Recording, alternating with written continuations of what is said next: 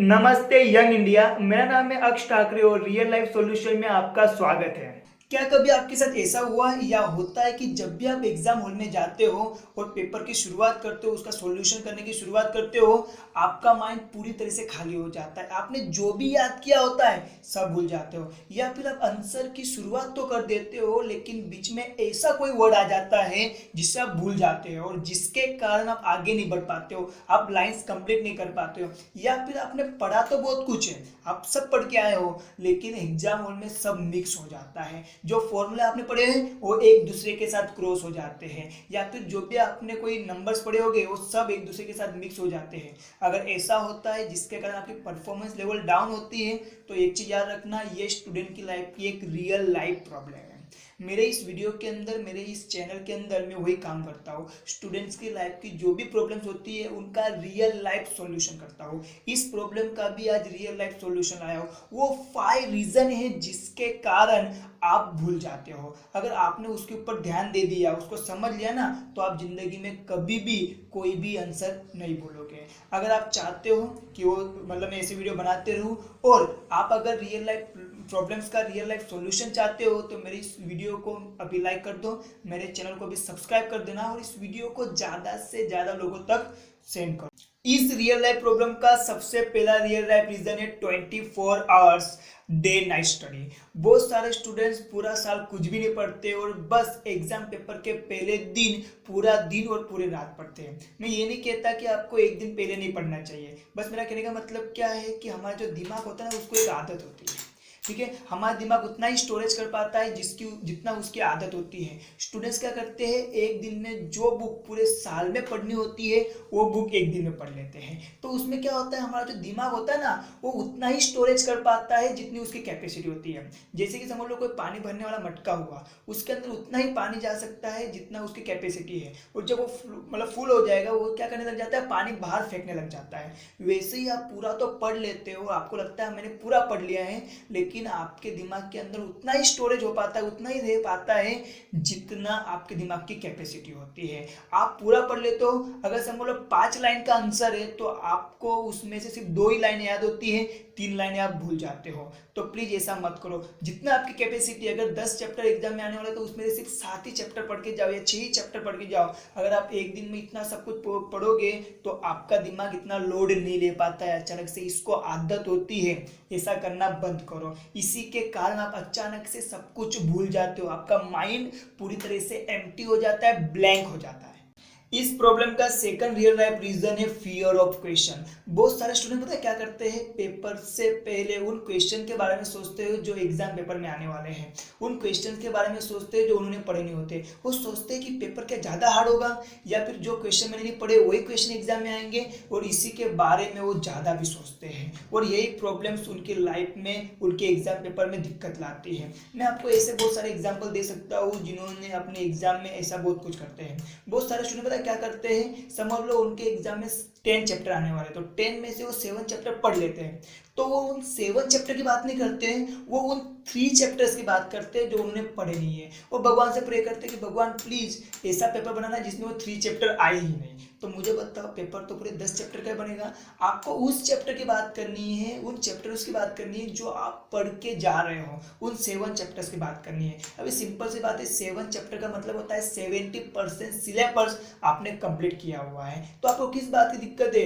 लेकिन आप वो 30% होता है उसके बारे में सोचते हो, इसके लिए सब प्रॉब्लम क्रिएट होती है। और जब एग्जाम में आप बैठते हो और पहला ही क्वेश्चन उस चैप्टर में से आता है जिसके बारे में आप ज़्यादा सोच रहे होते, जो आप पढ़ के नहीं आए हो, उस वक्त आपकी कॉन्फिडेंस लेवल डाउन हो जाती है, आपका माइंड नेगेटिव थॉट्स में चला जाता है, आपको थोड़ा डर लगने लग जाता है, और उसी के कारण जो भी आपने पढ़ा होता ना उसमें भी कुछ प्रतिशत, कुछ परसेंटेज आप भूल जाते हो।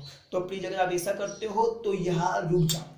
इस रियल लाइफ प्रॉब्लम का थर्ड रियल लाइफ रीजन है स्टडी विथ अदर टास्क। बहुत सारे स्टूडेंट्स को मैं देखता हूँ कि वो एक साइड में पढ़ाई कर रहे होते हैं और दूसरे साइड में उनके कानों में एयरफोन लगा होता है, वो गाने भी सुनते हैं पढ़ाई भी करते हैं। या फिर बहुत सारे स्टूडेंट क्या करते हैं, अपने टीवी के अंदर मैच साइलेंट कर देते हैं और मैच भी देखते हैं और ऊपर से पढ़ाई भी करते हैं। या फिर स्टूडेंट ऐसे माहौल में रहते हैं जहाँ पे उनके आड़ोसी पड़ोसी के या फिर अपने फैमिली का बहुत सारा नॉइज होता है, फिर भी वो पढ़ाई करते हैं। या फिर बहुत सारे स्टूडेंट तो पढ़ाई करते करते अपने पर्सनल प्रॉब्लम्स में खो जाते हैं, कहीं और ही खो जाते हैं। तो एक चीज़ याद रखना, आपको मैं एक बात बता दूँ, ये साइंटिफिक प्रूफ बातें कि अपना जो माइंड होता है, इंसान का जो माइंड होता है ना, वो वन वे ऑर्डर ही कनेक्ट करता है, वो सुनता है। एक चीज याद रखना, आपका माइंड सिर्फ एक वक्त पे एक ही काम कर सकता है, दो काम नहीं कर सकता। अगर समझ लो मैं आपके सामने दो मोटिवेशनल स्पीकर खड़ा कर दूं आपको मोटिवेट करने के लिए, अगर आप दोनों को ऊपर ध्यान दोगे ना तो आप दोनों के ऊपर ध्यान दे ही नहीं पाओगे। दोनों में से किसी की बात भी आपको समझ में नहीं आएगी, आप एक को इग्नोर करोगे और दूसरे को पकड़ोगे, उसी की बात सुनोगे। अब या फिर आपको समझ लो मैं आपके कानों के अंदर दो एयरफोन डाल दूं, इस कान के अंदर अलग सॉन्ग, इस कान के अंदर अलग सॉन्ग, तो एक चीज याद रखना, आप दोनों के ऊपर कंसंट्रेशन नहीं कर पाओगे, दोनों को नहीं गा पाओगे, आप दोनों में से किसी एक के ऊपर ही कंसंट्रेशन कर सकते हो। तो एक चीज याद रखना, हमारा माइंड एक ही ऑर्डर कर सकता है, एक ही काम पूरा कर सकता है। तो बहुत सारे स्टूडेंट क्या होते हैं, पढ़ाई भी करते हैं गाना भी सुनते हैं, तो उसके कारण क्या होता है, कभी हमारा माइंड गाने को कैचअप करता है, कभी हमारा माइंड पढ़ाई को स्टडी को कैचअप करता है। तो इसी कारण जब आप एग्जाम में जाते हो, सॉल्यूशन मतलब एग्जाम में जब आप सॉल्यूशन लिखते हो या आंसर लिखते हो, उस वक्त क्या होता है, बीच बीच में आपको अगर कोई वर्ड्स याद नहीं होता है तो उसके पीछे ये भी रीजन होता है कि उस वक्त आपका माइंड उस गाने के तरफ कनेक्टेड था, आप कुछ वर्ड भूल जाते हैं या फिर आप कभी कभी फॉर्मूले में प्लस और माइनस जैसी छोटी छोटी गलतियां करते हो। तो इसके पीछे ये रीजन है, जो भी काम करो पूरा उसी के ऊपर माइंड लगाओ, क्योंकि हमारा दिमाग एक वक्त पे एक ही काम कर सकता है। 4 नंबर का रियल लाइफ रीजन है नेगेटिव थिंकिंग।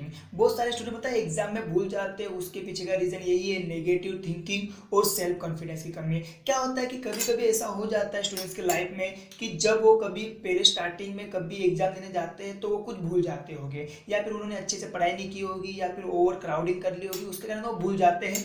तो बस वही डर और वही भ्रम उनके अंदर, उनके दिमाग के अंदर घर कर जाता है और उनको पता चलता है, वो अपने दिमाग को समझा लेते हैं कि भाई तू कितना भी पढ़ ले तू तो भूल ही जाएगा। बस इसी के कारण उनके अंदर कॉन्फिडेंस लेवल डाउन हो जाती है। एक चीज याद रखना कि हमारा माइंड जो होता है ना, वो वही काम करता है, वैसे ही समझता है जो हम उसे समझाते हैं, जो हम उनसे उससे करवाते हैं। तो एक चीज याद रखना कि अपने माइंड को हमेशा समझाओ कि भाई जो हुआ वो हमारी गलती थी, अभी ऐसा नहीं मैं पूरा पढ़ के जा रहा हूँ तो मुझे जितना याद है मैं पूरा का पूरा लिख के आऊँगा, मुझे पूरा का पूरा याद है जितना मैंने पढ़ा है। अपनी सेल्फ कॉन्फिडेंस लेवल को कभी कम मत करना। 5 नंबर और लास्ट नंबर का रियल लाइफ रीजन है लेक ऑफ रिवाइज टाइम।